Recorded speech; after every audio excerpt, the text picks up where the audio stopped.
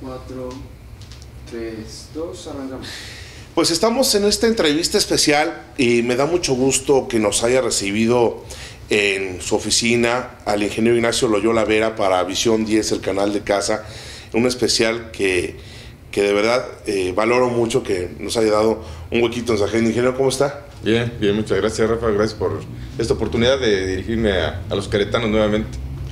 Siempre es importante platicar con el ingeniero Loyola, primero porque es exgobernador de Querétaro, estuvo al frente de tan honorable encargo que el pueblo le confirió de 1997 al 2003. Al 2003. Una gran aventura, un gran camino, una gran experiencia que vamos a platicar. Y también es importante porque queretano de corazón, de una familia 100% queretana, de costumbres, de arraigo, una gran familia se puede decir, y específicamente, literalmente una familia que son, ¿cuántos hermanos son? Literalmente muy grande, de tamaño 12, somos 12. 12 hermanos. 4 damas y 8 hombres. Del barrio de la Cruz. Por el barrio de la Cruz, exactamente. Adelantito entre Pasteur y ¿cómo se llama? Río de la Loza. Río de la Loza ahí. No, olvidando hasta de mis calles de una de las zonas más tradicionales de Querétaro, ingeniero. Pues sí, la verdad era el centro político hace muchísimos años. Cuando Querétaro inicia, prácticamente pues la fundación es en la Cruz, y después donde está Plaza de Armas es el movimiento más importante. Después se hace el centro y ya el Jardín Cenea, pero sí esa parte del Querétaro antiguo, el Querétaro de los primeros pobladores. Nos da mucho gusto platicar con usted y que nos platique y comparta a los amigos de Visión 10 sobre esta gran trayectoria que tiene usted. Sobre todo se desprende del ámbito empresarial de Coparmex, si no mal recuerdo. Pues más que grande, yo creo que fue una trayectoria afortunada, ¿no? Porque estando yo en mi negocio, en los tractores, en la venta de maquinaria agrícola, me invita, ahora sí que mi pariente Leopoldo Loyola a participar en Coparmex como consejero.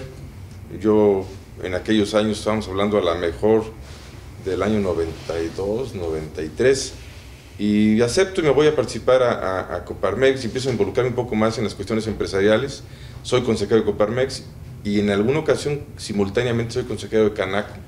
Ya estando en Coparmex, sigo participando, llego a ser vicepresidente cuando Rafael Rodríguez Tolentino es el presidente de la Coparmex, y ahí se genera, no sé si te acuerdas, Rafa, todo el problema del error de diciembre del 94-95, y hacemos desde Coparmex un esfuerzo muy grande para sensibilizar a los bancos en las deudas que se generaron en todos los empresarios, pues no de Querétaro, sino del país.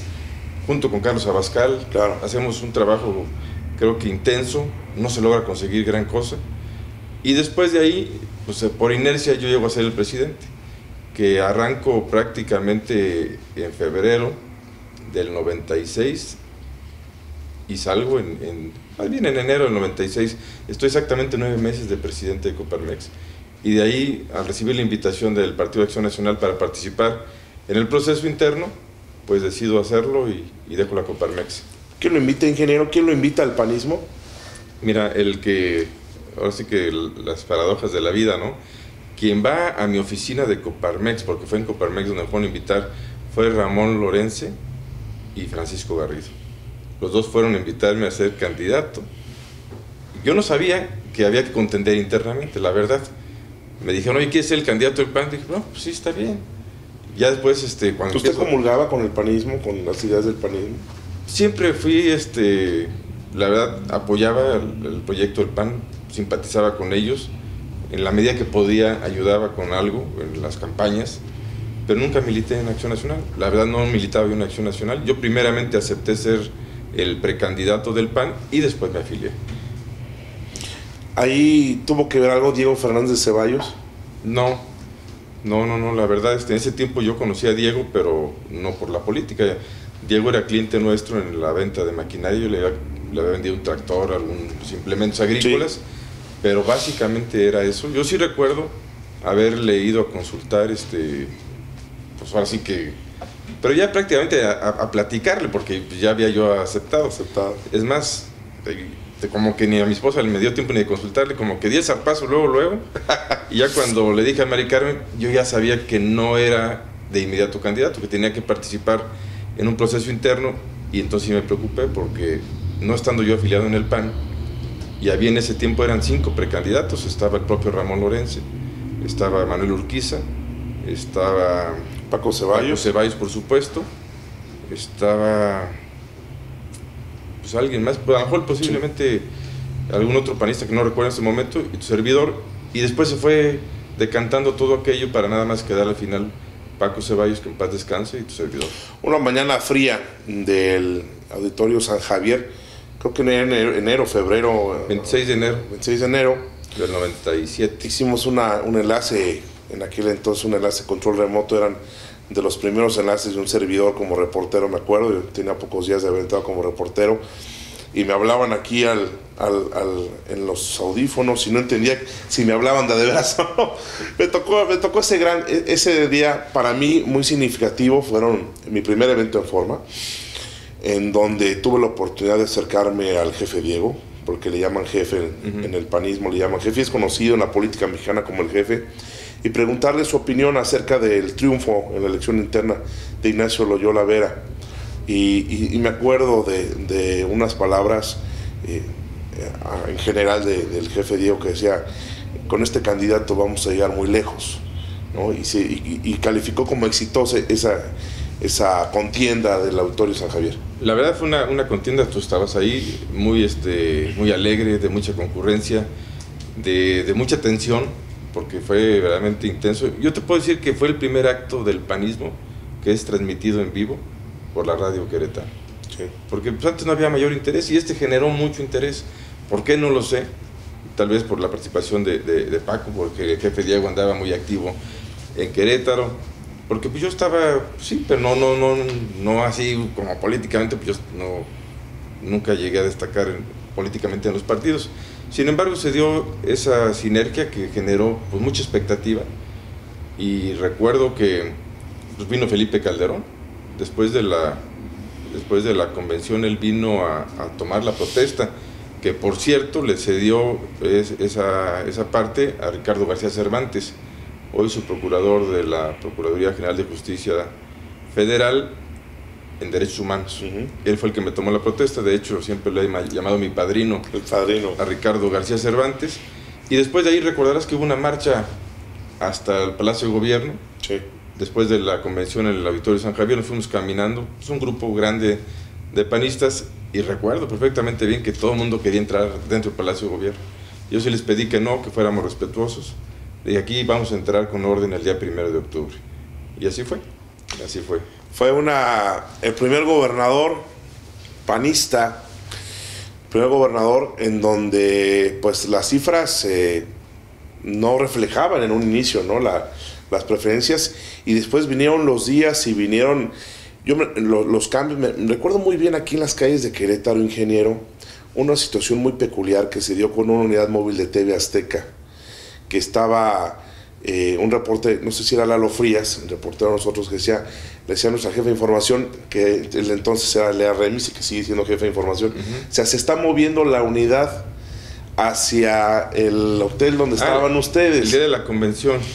El día de la elección. El día de la elección, sí, cierto. Nosotros estábamos en el Real de Minas. Al Real de Minas. Y aquí enfrente estaban los candidatos del PRI.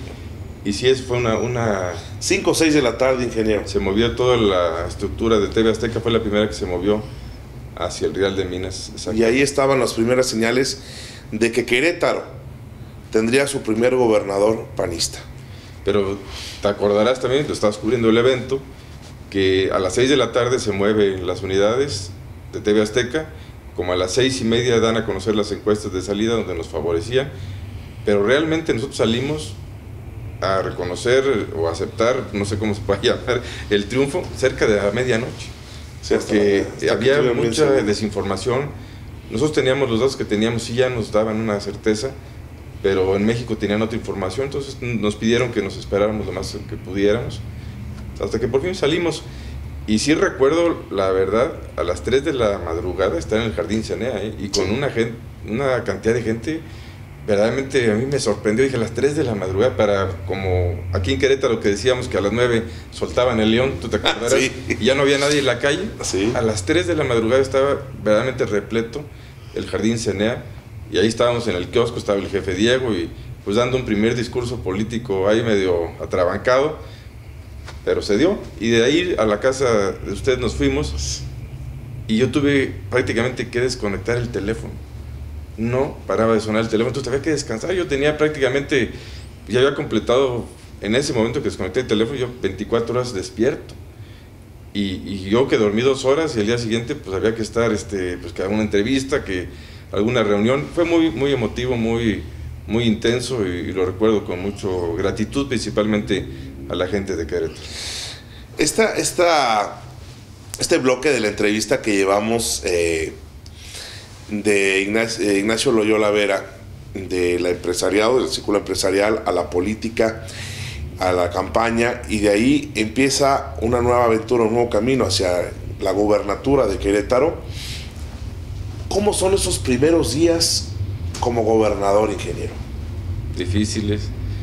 La verdad, yo tengo que reconocerlo, y lo reconocí en su momento, sin experiencia alguna en la política. Me acuerdo, y te platico una anécdota que a lo mejor es poco conocida, y llegamos a un evento, era de educación, me acuerdo, estábamos con el doctor Gabriel Ciad y estaban hablando sobre si la educación debería ser laica. Yo me acuerdo de unos discursos ahí que oía en la distancia, porque yo estaba metido en mis problemas, buscando, ya teníamos movimientos, tú recordarás, del Cailfíos, y que iban a haber manifestaciones acá, y pues, inquietudes normales del ejercicio del gobierno, cuando, sin tomarme en cuenta, porque yo pensé que debían haberme preguntado, de repente dice, y en aquel tiempo creo que era Javier Gordillo, el que era maestro de ceremonias, dice, ahora escuchemos las palabras del ingeniero Ignacio Loyola, gobernador. ¿Y no iba a hablar? Pues no, yo iba entonces, como testigo. Entonces tú imagínate que después comprendí con el tiempo que pude haberle dicho, ¿sabes qué? Yo no voy a hablar, y no pasa nada. Pero en ese momento dije, no, pues el público me reclama tontamente, ¿no? Porque pues cualquiera iba a reclamar nada. Pues yo había dicho, no, espérate, estás equivocado, yo no hablo. A ver, Gabriel, pues arregle eso, ¿no? Y ahí voy. Y así, pues tratando de armar. No debe haber sido tan malo, porque ya sabes cómo me trataban a mí en aquel tiempo las críticas. Sí. Siempre fueron muy generosos conmigo, entonces dije, no, pues no había sido tan malo lo que dije, porque pues no salió tanto. Pero en ese momento sí entendí que había que estar mucho más atento en los eventos, porque no te puedes divagar. Estás en un evento, tienes que estar concentrado en lo que está pasando ahí, y ya después en la soledad o en los trayectos, pues arreglarlo, conectarse de nuevo con otros problemas.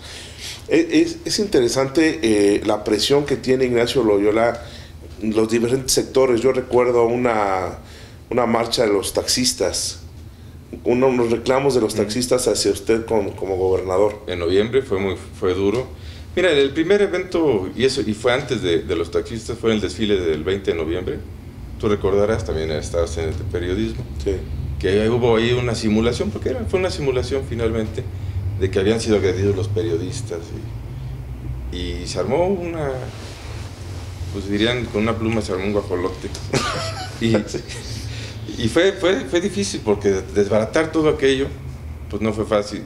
Y después pasamos al evento de los taxistas, que también fue de alguna manera... Ahí los enfrentó.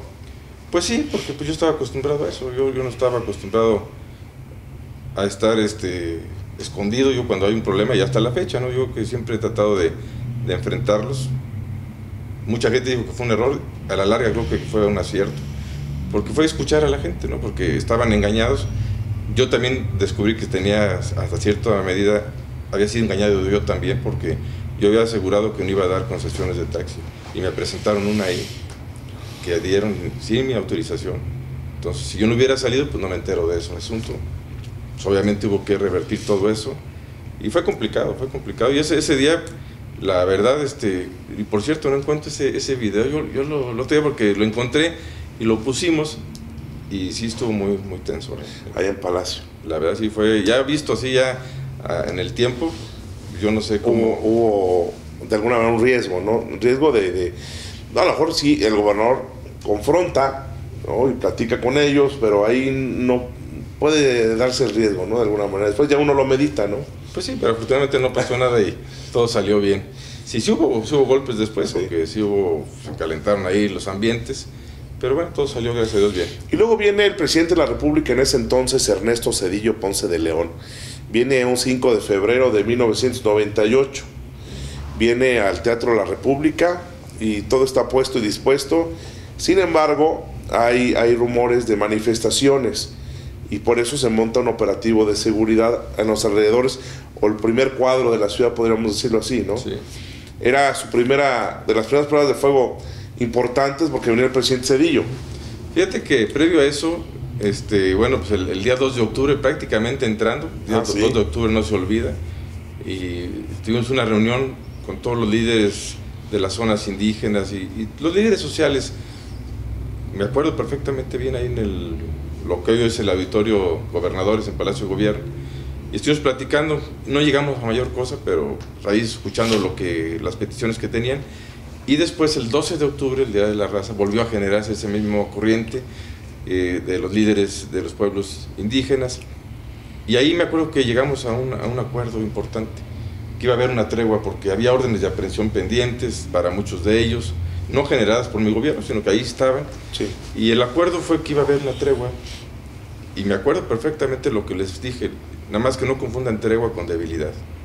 Si ustedes rompen el acuerdo, no hay otro. Y así fue, el acuerdo se rompe curiosamente el 5 de febrero. Con el Frente Independiente de Organizaciones Zapatistas, el FIOS. Era con ese, social. Con ese, social, perdón. Después cambió a la Z cuando hubo la amnistía. Aquella vez. De que dijeron, no, pues entonces más bien se acogieron, le cambiaron, pero originalmente era Frente Independiente de Organizaciones Sociales y fue cambiado, pues por así convenir a los intereses de estos grupos. La S la cambiaron por Z. Y la Z ya ves que ahora está muy complicada. Sí. Se ha ido complicado cada vez más. Esa letra. Un día complicado el 5 de febrero, aquella ocasión, ingeniero. Ya les digo, no, bueno, pues es gobernador finalmente, ¿no? Fíjate que sí fue complicado, pero tal vez a mí, como no me tocó vivirlo, la gente que estaba en el teatro, que después yo estuve predicando con algunos empresarios y amigos, fue muy, muy difícil, muy tenso, de temor de mucha gente, porque la agresividad que mostró este grupo fue realmente muy alta. Ahí también tuvimos la oportunidad de estar afuera del Teatro de la República. Yo recuerdo que usted se iba del teatro con el presidente a Juriquilla, me parece que era Juriquilla, ¿no? En aquellos años se acostumbraba que el presidente invitaba una comida a todos los gobernadores, como se daba cita aquí todos los gobernadores del país, después nos íbamos a comer. Y así fue ese día, que fue la última.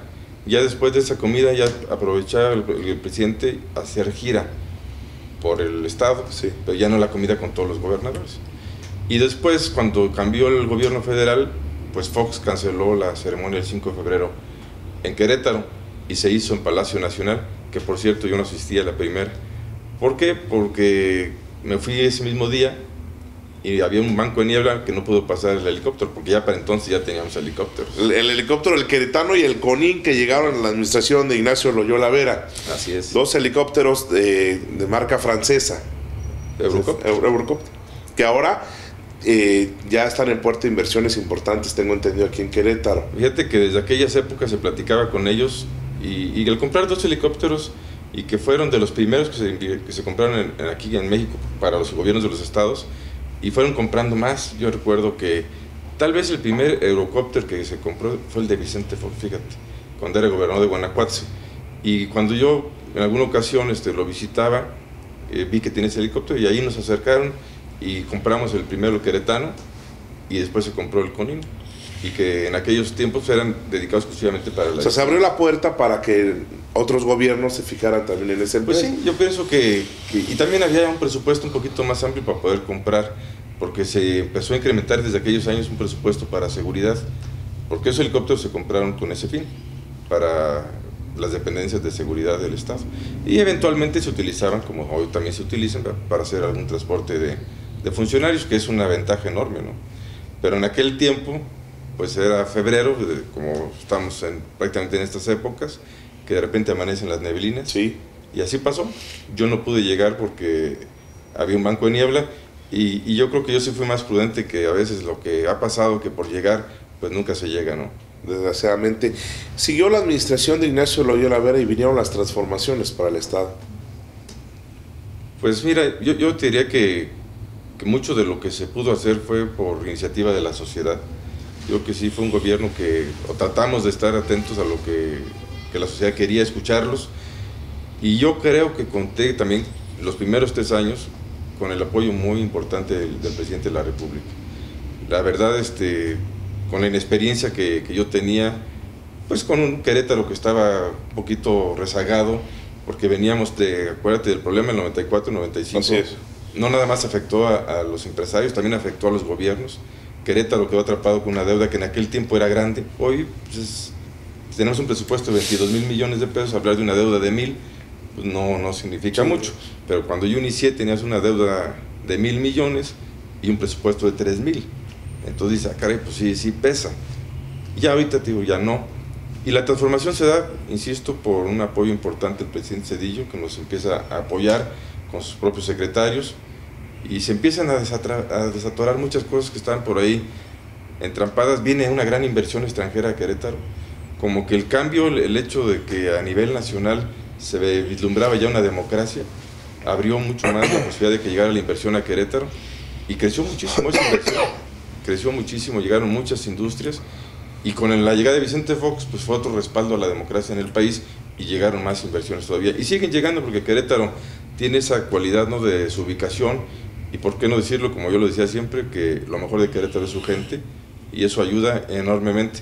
Recuerdo que en Japón, cuando fuimos a esa gira de Japón, y que pues ahí llegó Daewoo y todas estas empresas coreanas, porque fuimos por toda esa región, decían precisamente, bueno, ¿y qué es lo que ofrecen? ¿Es mano de obra barata? No, le dije, nosotros no venimos a ofrecer mano de obra barata, venimos a ofrecer mano de obra calificada y personal comprometido con la industria. Y eso es lo que ha hecho que Querétaro sea, pues ahora sí que líder en la atracción de inversión extranjera. Ingeniero, ¿cuáles serían las obras en la infraestructura emblemática de su administración? Pues mira, yo sin duda pues el aeropuerto, ¿no? El aeropuerto en el que nadie creyó, que fue hecho verdaderamente contrapelo de todo mundo, inclusive la propia Secretaría de Comunicaciones del Gobierno Federal, porque nosotros solicitamos un permiso para un aeropuerto. Y yo te diría que lo más importante fue que lo que nosotros planteamos en nuestro Plan Estatal de Desarrollo, todo prácticamente fue cubierto. Y el aeropuerto estaba en el Plan Estatal de Desarrollo. Cuando nosotros decidimos hacerlo, solicitamos el permiso a la Federación, y en aquel tiempo nos autorizaron a hacer un aeropuerto de 2.8 kilómetros.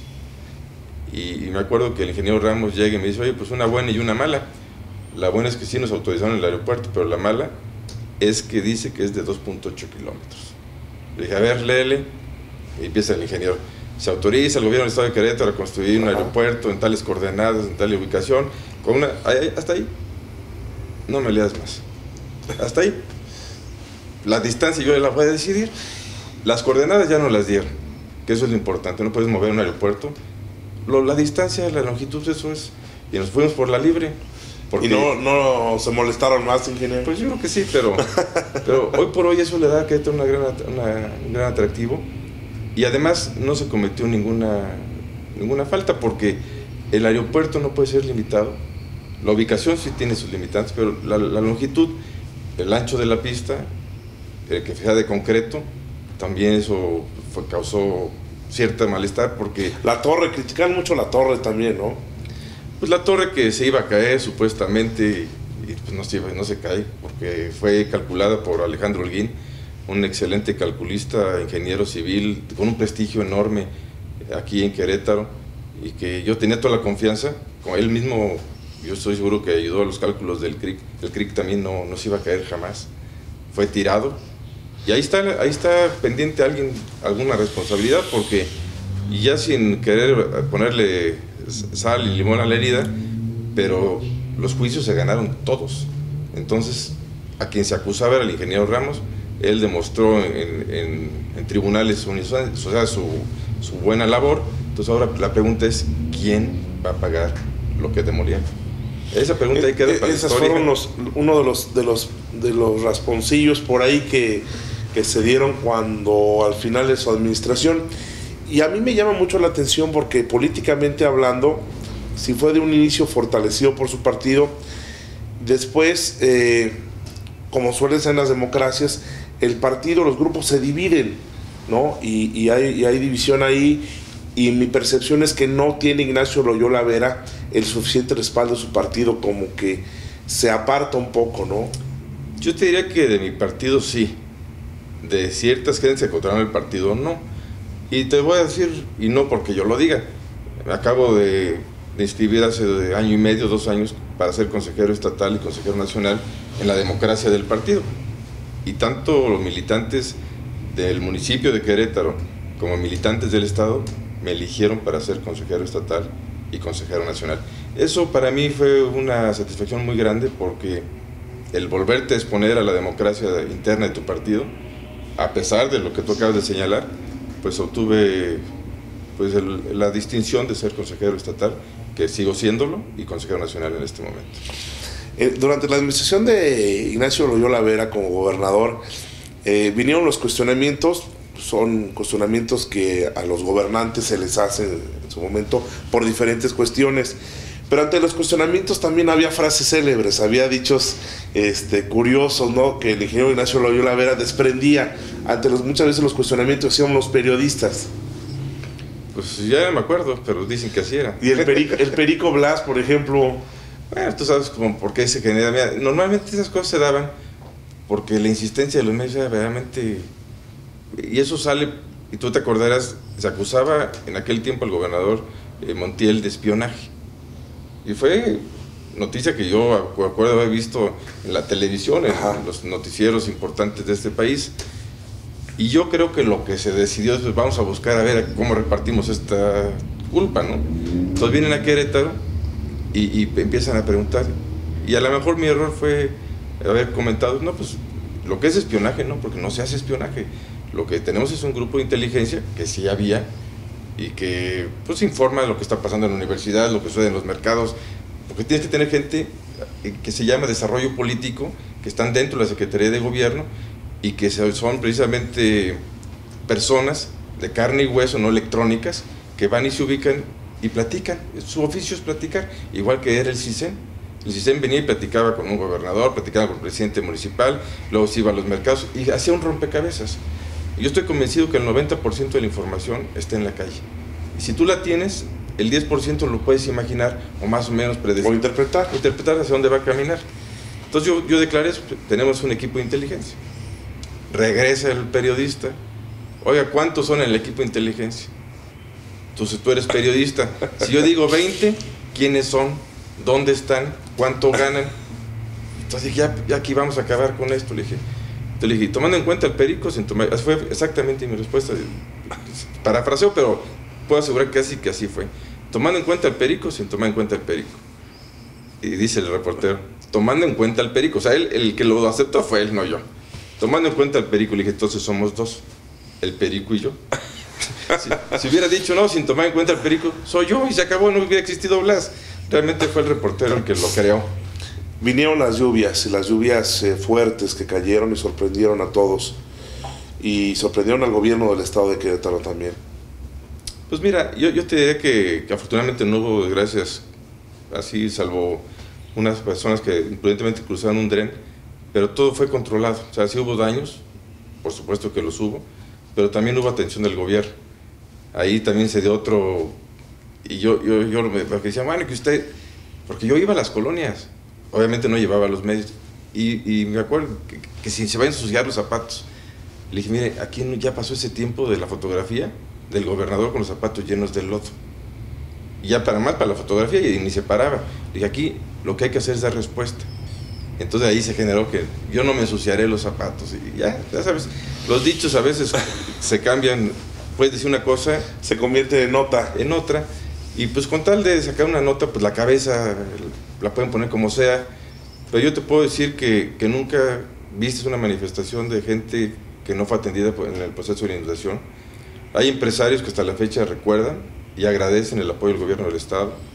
Hay muchas familias que fueron atendidas y apoyadas, y no nada más de que venimos a ver qué se les ofrece, o sea, se les cambió refrigerador, sala, todo lo que fue dañado, sin publicidad, porque yo creo que el gobierno en esas cosas no tiene que andarse adornando, no tiene que cumplir y atender y solucionar. pero pues era la época, y como dice Ortega y Gasset, el hombre y sus circunstancias. Lo que me tocó vivir a mí es algo muy distinto a lo que le tocó vivir a otro gobernador.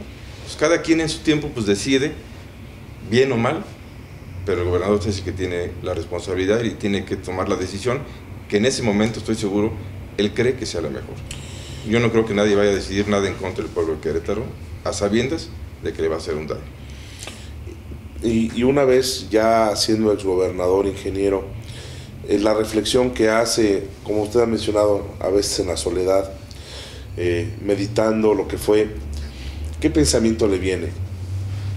Yo mira, te diré que para mí lo más importante es agradecer, siempre es gratitud, al pueblo de Querétaro por haberme dado esa honrosa oportunidad y esa responsabilidad, que sí dices, tú hubiera cambiado ciertas cosas, pero te pones a ver, dices, no hubiera sido tan fácil, porque las decisiones son muy de botoponto. Hay otras que sí tienes que obviamente meditar, pero la mayor parte de tus decisiones son en el momento. Tienes que decidir, los mismos dichos que tú acabas de señalar, pues eran maneras de salirte un poco de las jugadas que te querían ir ya marcando. Y tú sabes cómo era el tiempo en aquellos años para el PAN, no era fácil. Todavía en aquellos años pues había un gobierno federal del PRI y éramos pocos los que estábamos en el gobierno con el PAN. Y obviamente que los municipios, te recordarás, pues creo que nada más se ganó Querétaro. En la primera entrada se ganó Querétaro, se ganó, creo que Ezequiel Montes y nada más. Amialco, con Javier. San Juan del Río. Tenemos toda la gente. Me acuerdo que hacían un comentario, pero el PRI tiene el territorio, pues sí, pero nos quedamos con la gente. O sea, Querétaro, San Juan, Amialco y Ezequiel Montes. Muy satisfactorio, pero sí, hay cosas que alguien me decía, ¿ves, para qué hiciste eso? Por ejemplo, el ecocentro expositor. Ah, sí. Otra polémica. Pero, fíjate, el ecocentro expositor se hizo y se iba a hacer en una esquinita del Parque Nacional Cimatario. Y se armó, ya te imaginas, ¿te acuerdas? Sí. Los ambientalistas ataques a la biosfera, a la reserva del Parque Natural, que es un parque natural, pero parque nacional. Pero fíjate, una cosa bien importante es que después de que yo terminé, entonces invadieron zonas protegidas y los ambientalistas no los volví a ver. No se volvieron a ver, esa es la verdad. Yo te puedo decir que durante mi administración se trató de poblar lo que ya existía, no crecer. Después vino un crecimiento realmente expansivo de Querétaro. Y Querétaro está crecido en forma horizontal, pero en una forma verdaderamente monstruosa. Y bueno, que si hay demanda, pues sí hay demanda. Pero yo creo que hoy por hoy ya el cambio del suelo está dado para los próximos 15 años, si no es que más. Y está bien, pero nos faltó planeación. Es algo que yo diría, bueno, me dijeron, ¿por qué no lo dejas? No, sí había planes de desarrollo. Todo el aeropuerto tenía su plan y todo eso. ¿Tú crees esa zona? Pues el mismo lugar del ecocentro, eso quedó como zona de reserva y se construyó después. Alguien cambió los usos del suelo. Entonces son de las cosas que dices, ¿qué pude haber hecho yo para evitar que pasara eso? Eso sí te lo preguntas, pero te das cuenta que a pesar de que se dejaron los planes registrados y todo, pues los diputados pueden mover otra vez todo eso. Entonces resulta que a veces, por más que hagas, pues resulta imposible, ¿no? Son de las cosas que te queda y que ojalá el día de mañana se pueda tener una mayor vigilancia ciudadana y conocimiento, porque si los ciudadanos saben que toda la zona de donde está el ecocentro era una zona de preservación, pues ya no se hubieran hecho tantas colonias como hemos visto ahí, ¿no? Oye, Ingeniero, ¿recuerda el último día de su...? Pero ¿sabes qué? Nomás terminando lo del ecocentro, sí quiero decirte que sí se construyó, eso fue real, en 72 días, ¿eh? Se construyó en 72, y eso da, y no dice que el gobierno era muy bueno, no, da una muestra de lo que son capaces los constructores queretanos. Ahí verdaderamente me sorprendieron cuando yo les dije, oye, se trata de esto, y se comprometieron, y dijeron, sí le entramos. Yo también dudé. ¿Quién estaba en obras? Estaba Alfonso Ramos. 72 días, y ahí está la placa, y dice 72 días. Presidente Fox no lo creía.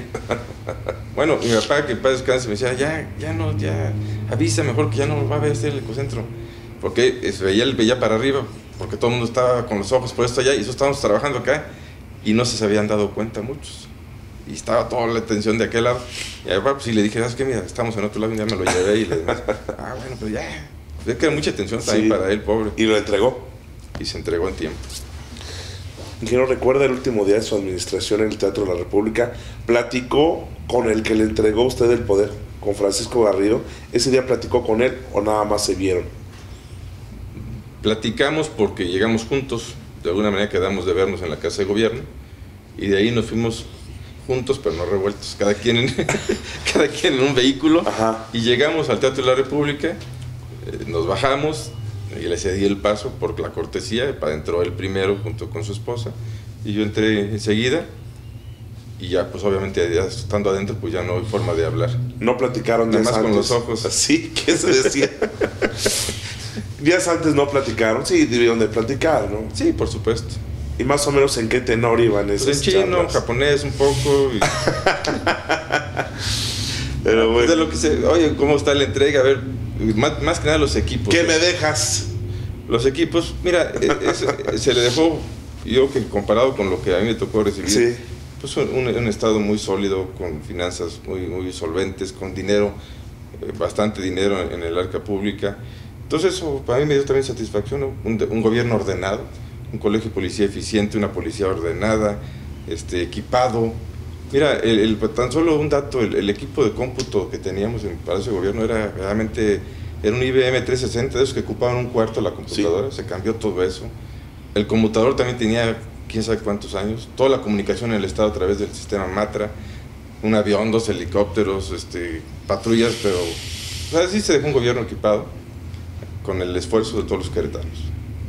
Hablando nada más finalmente ya del bloque de la política, a mí me apasiona la política como periodista, pero también a usted como pues, político, de exgobernador, militante del PAN, consejero nacional. ¿Hacia dónde va el panismo en voz del ingeniero Ignacio Loyola Vera?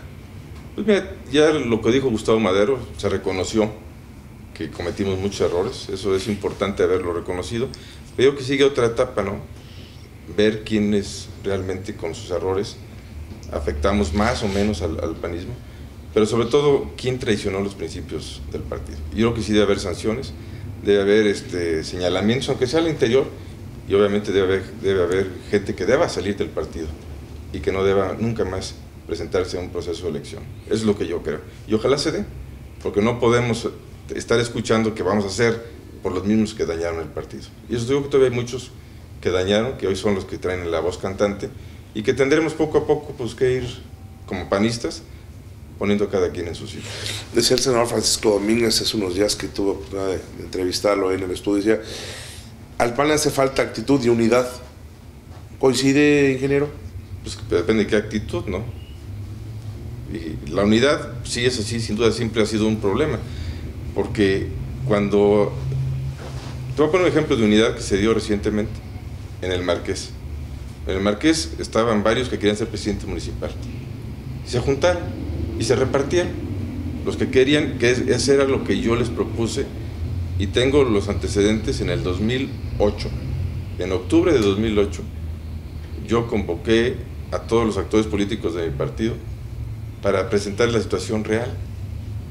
Y yo veía venir la pérdida en el 2009. Entonces yo hago una convocatoria para hacer una encuesta, y sobre todo para eso que estamos platicando, decir, bueno, ¿tú qué quieres? Y acomodarnos todos. Una persona me habla y me dice, oye, ¿sabes qué? Yo iba a hacer en el club industrial, yo había rentado el local y todo. Me dice, oye, nada más te hablo para decirte que tu evento está siendo bloqueado. Ya mejor no le gastes. Entonces dije, bueno, entonces le cambio la sede, en lugar de hacerlo en el club industrial, pues donde iba yo a invertirle ahí, lo cambio en mi oficina de Arteaga, y efectivamente pues llegaron nada más como 3 de como 15, de 16 que eran los convocados, y ya no se hizo nada, porque no se creyó que había la posibilidad de perder. Y se perdió, faltó actitud, pues sí, actitud de escuchar, y faltó unidad, pues sí faltó unidad. Todo digo, depende cómo lo Eso fue en el 2008, cuando convocó. En el 2008. Y hoy en el 2013, ¿cómo lo ve? Pues yo lo veo complicado también. El partido que le tocó a Gustavo Madero es un partido muy convulsionado ya, muy desunido. Y Querétaro no está tan mal, fíjate, dentro de todo Querétaro en el esquema nacional no está tan mal, porque no le fue tan mal en la intermedia.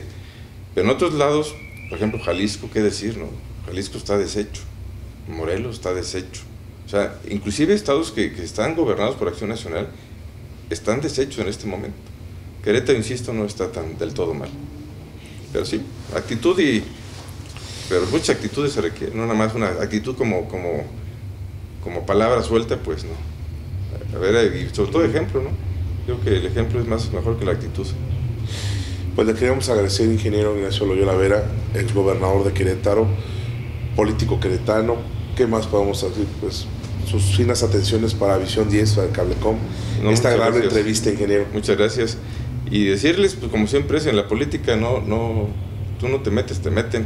Y creo que ya lo acabo de platicar, fueron por mí a Coparmex y no te sales, te sacan. Y eso yo lo puedo decir con toda claridad. Pero uno nunca no se ha salido y sigue presente, Ignacio Loyola Vera. No me he salido, ya me sacaron. Así es la política mexicana, mi estimado. Muchas gracias. Gracias, ingeniero. No, gracias a ti, gracias a Visión 10, Cablecom, a todos, muchas gracias. Gracias, nosotros regresamos.